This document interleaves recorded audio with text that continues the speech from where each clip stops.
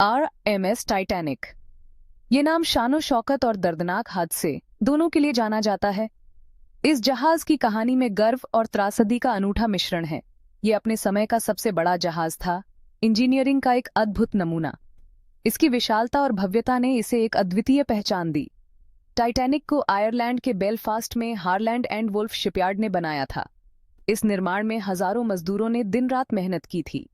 इसे विलासिता और वैभव की मिसाल बनाने के लिए डिजाइन किया गया था, खास लोगों के लिए एक तैरता हुआ महल।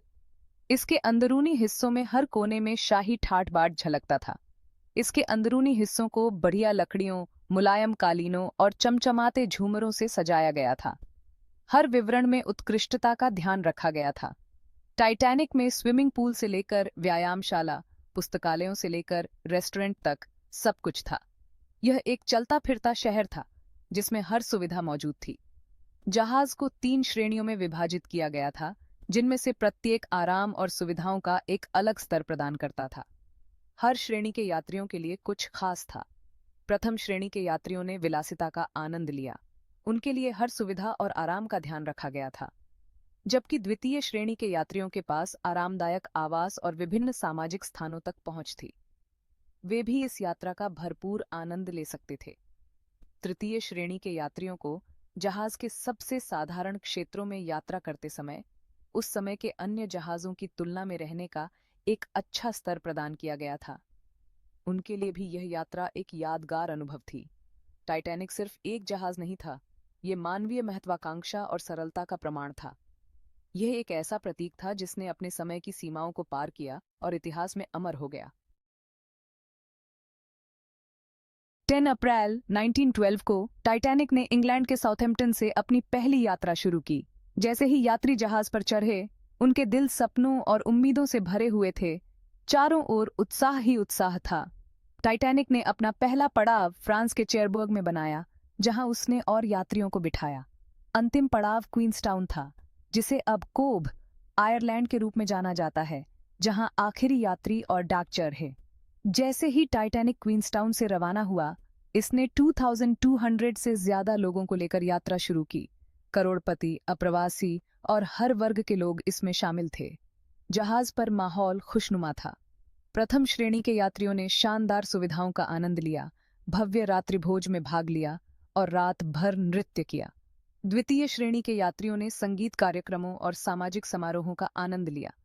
तीसरी श्रेणी में परिवारों ने कहानियां और गीत साझा किए। उनकी उम्मीदें और सपने विशाल समुद्र के पार उनके साथ यात्रा कर रहे थे। 14 अप्रैल 1912 की रात ठंडी और साफ थी। टाइटैनिक एक स्थिर गति से नौकायन कर रहा था। उसे क्षेत्र में हिमखंडों की चेतावनी मिली। हालांकि साल के इस समय के लिए ये चेतावनी असामान्य नहीं थी और जहाज अपने रास्ते पर चलता रहा। रात के 11:40 बजे अकल्पनीय हुआ। 22 समुद्री मील की गति से यात्रा कर रहे टाइटैनिक ने अपने स्टारबोर्ड की तरफ एक हिमखंड से टकराया। टक्कर, हालांकि झकझोर देने वाली थी, शुरू में व्यापक दहशत का कारण नहीं बनी। कई यात्री टक्कर से अनजान थे और जहाज पर जीवन हमेशा की तरह चलता रहा। हालांकि कैप्टन एडवर्ड स्मिथ की कमान में चालक दल ने स्थिति की गंभीरता को जल्दी ही समझ लिया। हिमखंड ने जहाज के पतवार में कई छेद कर दिए थे और कई डिब्बों में पानी भर रहा था। टाइटैनिक, जिसे केवल कुछ डिब्बों में 12 का सामना करने के लिए डिजाइन किया गया था, गंभीर खतरे में था। जैसे जैसे स्थिति की हकीकत सामने आई, पूरे जहाज में दहशत फैलने लगी। यात्रियों और चालक दल की प्रतिक्रियाएं उनके सामाजिक वर्ग के आधार पर बहुत भिन्न थीं। विशेषाधिकार और व्यवस्था के आदी प्रथम श्रेणी के यात्रियों को शुरू में खतरे को समझने में कठिनाई हुई। कई लोग इस विश्वास से चिपके रहे कि टाइटैनिक अकल्पनीय है। द्वितीय श्रेणी के यात्रियों को मिश्रित संदेश मिले।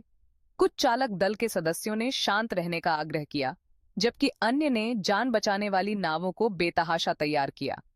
तीसरी श्रेणी में अराजकता और भ्रम का राज था, क्योंकि यात्री, जिनमें से कई अंग्रेजी नहीं बोलते थे, ये समझने के लिए संघर्ष कर रहे थे कि क्या हो रहा है।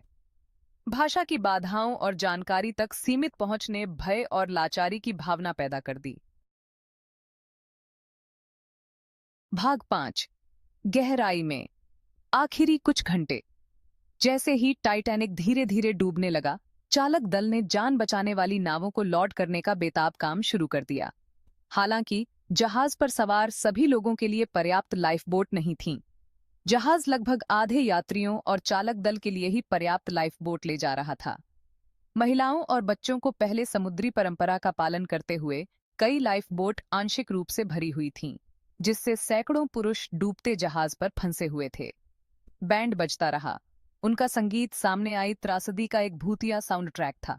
जैसे ही टाइटैनिक का धनुष लहरों के नीचे फिसला, स्टर्न हवा में ऊंचा उठा, जिससे प्रोपेलर उजागर हो गए। जहाज भारी दबाव में टूट गया, जिससे उन लोगों में एक कंपकंपी दौड़ गई जो अभी भी जीवन से चिपके हुए थे।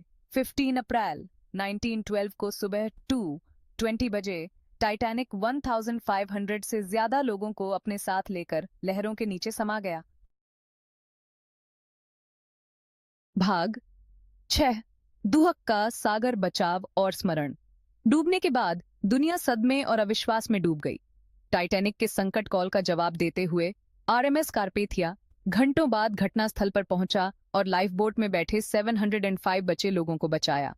बचे हुए लोग, जिनमें से कई सदमे और दुख से पीड़ित थे, उन्हें न्यूयॉर्क शहर ले जाया गया, जहां उनकी मुलाकात एक स्तब्ध और दुखी जनता से हुई। टाइटैनिक के डूबने से पूरी दुनिया में सदमे की लहर दौड़ गई। अखबार आपदा की कहानियों से भरे हुए थे और हर जगह लोग जान माल के नुकसान पर शोक व्यक्त कर रहे थे। त्रासदी ने आक्रोश और जवाबों की मांगों को जन्म दिया। एक जहाज जिसे अकल्पनीय माना जाता था, वह इस तरह के भाग्य से कैसे मिल सकता था? इतने लोगों की जान जाने के लिए किसे जिम्मेदार ठहराया जाए? भाग 7। त्रासदी का खुलासा, विचार और निष्कर्ष। यह अध्याय टाइटैनिक की दुखद कहानी के पीछे के सिद्धांतों और निष्कर्षों पर प्रकाश डालता है। आपदा के बाद डूबने का कारण निर्धारित करने और दोष निर्धारित करने के लिए कई पूछताछ शुरू की गईं। इन पूछताछों ने कई महत्वपूर्ण तथ्यों और संभावित कारणों को उजागर किया। त्रासदी में कई कारकों ने योगदान दिया। इनमें से प्रत्येक कारक ने मिलकर इस विनाशकारी घटना को जन्म दिया। टाइटैनिक खतरनाक पानी में तेज गति से नौकायन कर रहा था। यह निर्णय यात्रियों को प्रभावित करने और समय से पहले न्यूयॉर्क पहुंचने के लिए लिया गया था। यह जल्दबाजी का निर्णय अंततः घातक साबित हुआ।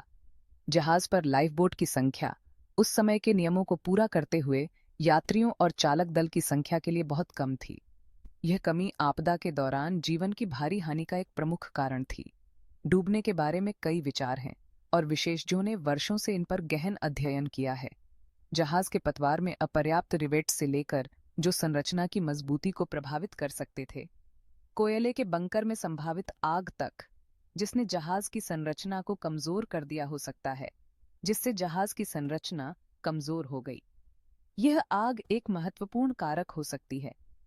कुछ का मानना है कि क्रू द्वारा संकट संकेतों की गलत व्याख्या और समय पर प्रतिक्रिया न देने से भी स्थिति बिगड़ी। कौवे के घोंसले में दूरबीन की कमी ने एक भूमिका निभाई। यह कमी बर्फ के टुकड़े को समय पर देखने में असमर्थता का कारण बनी।